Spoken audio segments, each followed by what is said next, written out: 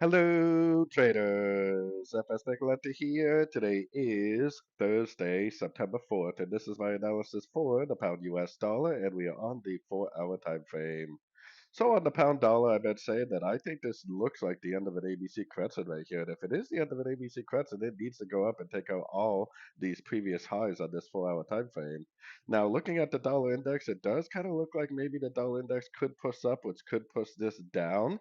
We have to keep in mind that tomorrow is non-farm payroll news, which is definitely a big news event.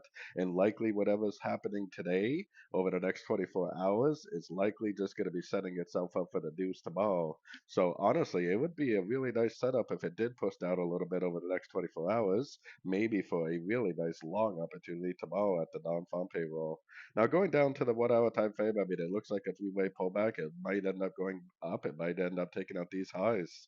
But like I said, it seems very likely like it's going to be a corrective day. Like maybe this is going to be like a big ABC correction, setting itself up for the non-farm payroll dues tomorrow. Like I said, whatever happens over the next 24 hours is very likely just setting itself up for a much, much bigger move tomorrow at the news event.